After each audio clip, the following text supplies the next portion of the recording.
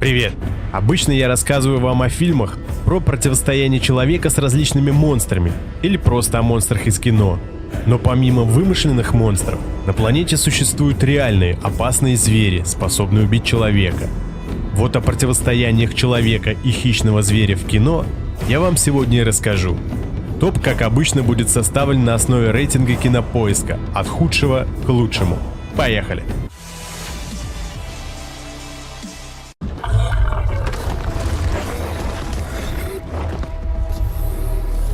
Ты свинья, а я большой, мать его, страшный волк! Кабан, 2017 год. В глубинке Австралии заводится кабан невероятных размеров. Мало того, что животное неестественно крупнее своих сородичей, оно еще и жаждет крови. Для этого кабана добычей являются все, даже люди. Выйти живым из схватки с массивным зверем не представляется возможным. Кабан уже расправился с несколькими людьми, но окружающие не верят единственному очевидцу происшествий, местному алкоголику. Ты про того жуткого кабана, которого якобы видел? Я на самом деле его видел. Ты был в хлам. Они считают, что пьяница попросту придумал историю о кабане-убийце, но вскоре у неверящих появляется возможность убедиться в правдивости слов свидетеля.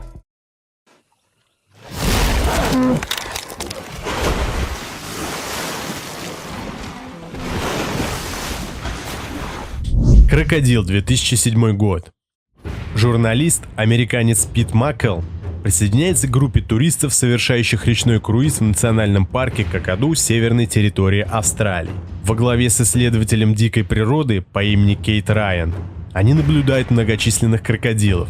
Только туристы вынуждены прервать познавательную поездку, ведь неизвестное животное пробило трещину в моторной лодке. Остановка на острове посреди реки не сулит ничего хорошего. Вместо любования природой компании приходится спасаться от голодного гигантского крокодила.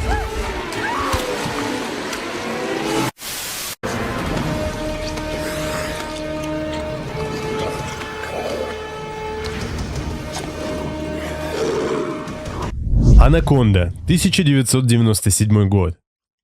Следующий фильм широко известен в нашей стране. Его очень часто крутили по ТВ в 90-х годах.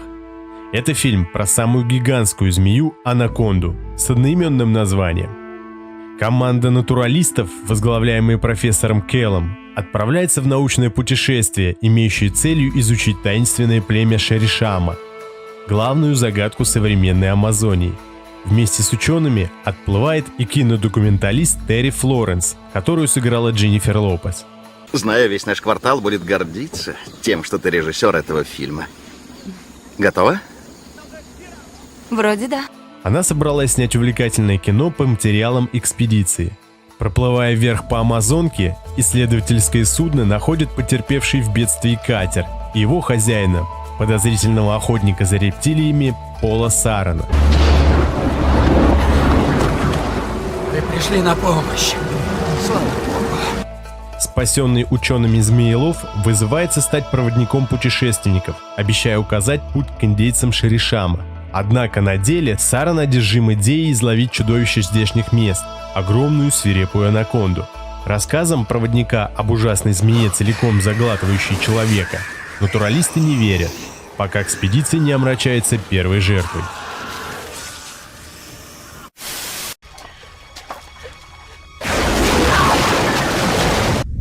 Глубокое синее море, 1999 год. История об центре исследования, где в ходе эксперимента на волю вырывается генетически модифицированная акула.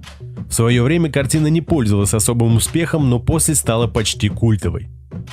Глубоко в океане находится секретная лаборатория под названием «Акватика». Ей руководит известный ученый доктор Сьюзен МакАлистер. Она вместе со своими коллегами разрабатывает препарат для лечения болезни Альцгеймера из мозга акул мако. Мозговое вещество подопытных животных слишком мало, и тогда ученые решают пойти на хитрость. С помощью генной инженерии они увеличивают мозг акулы, делая ее одним из самых умных животных во всех синих морях. Однако, как это бывает, эксперимент пошел не по сценарию. Теперь успех может обернуться трагедией. 3 умные акулы-убийцы оказались на свободе. Они готовы серьезно поквитаться со своими экспериментаторами, которые долгое время проводили над ними опыты. Выжить в таких экстремальных условиях практически невозможно. Нужно просто-напросто уничтожить разъяренных хищников, или они не пощадят никого на своем пути.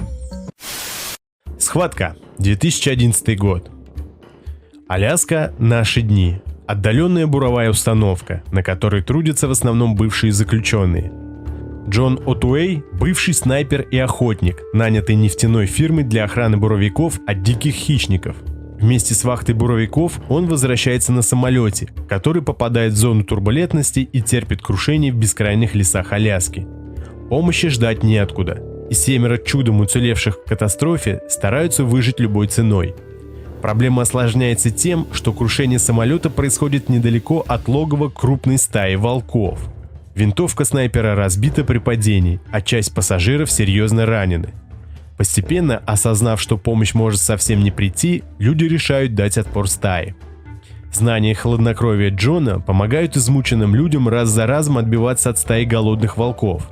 Но так не может продолжаться вечно. Людям нужно найти выход из создавшегося положения. А волки, которые уже попробовали человеческого мяса, готовят все новые атаки. «Призрак и тьма», 1996 год. В основу сюжета следующего фильма легла реальная история о 2 львах-людоедах, действовавших в районе реки Цаво в 1898 году во время строительства Угандийской железной дороги. Строительство началось в марте, и на протяжении 9 месяцев рабочие подвергались атакам 2 львов, которые внешне были очень необычными. Они не имели гривы, хотя и были самцами. По некоторым сведениям, львы убили 135 человек. Но людей они стали нападать из-за проблем с зубами. Львы просто не могли удержать в зубах свою обычную добычу – зебр и антилоп. Люди же были более легкой добычей. По этой истории и был снят фильм «Призрак и тьма» в 1996 году. Фильм получился очень захватывающим и интересным, за что был даже награжден Оскаром и получил очень хорошие оценки критиков и зрителей. На грани, 1997 год. Эта история произошла на диких бескрайних просторах Аляски. Молодой перспективный фотограф Роберт Грин решил отправиться в этот суровый край и провести там модную фотосессию с участием молоденькой красотки фотомодели Микки. Профессиональное чутье Роберта подсказывало ему, что снимки на фоне суровой, но живописной природы тех мест получатся очень эффектными. Микки сопровождает ее муж, миллиардер Чарльз Морс. Успешный предприниматель, спокойный и сдержанный мужчина в годах, обладающий энциклопедическими знаниями и аналитическим складом ума. Наблюдая за женой и фотографом, Чарльз начинает беспокоиться по поводу того, что, возможно, они любовники. А если это так, то, скорее всего, молодой человек планирует убить его. Прибыв на место, съемочная группа останавливается в гостевом доме. Там Роберту попадается на глаза фотография местного колоритного охотника. У него рождается креативная идея – задействовать этого человека в фотосессии в паре с Микки. Фотограф уговаривает Чарльза и своего помощника Стивена отправиться на самолете к озеру, где живет охотник. По пути самолет терпит крушение и падает в озеро. Пилот погибает, а уцелевшие путешественники втроем оказываются в глухих местах, где рассчитывать на помощь не приходится. У них остается лишь один шанс на спасение – выбраться из этой глуши самостоятельно. Чарльзу, Роберту и Стивену приходится проявить невероятное мужество и изобретательность, иначе им не выжить. Ситуация усугубляется тем, что их преследует свирепый медведь. Вскоре мужчин остается лишь 2, а медведь, распробовав людской плоти, не собирается так просто их отпустить. Ну что ж, пока все. Теперь вам будет что посмотреть вечером. Я надеюсь, что ролик вам понравился и вы поддержите его лайком, а лучше репостом в социальных сетях. YouTube в последнее время не жалует мой канал, что видно по просмотрам новых роликов, поэтому такая помощь для меня будет очень существенной. Ну а я прощаюсь с вами ненадолго. До новых встреч, друзья. Пока!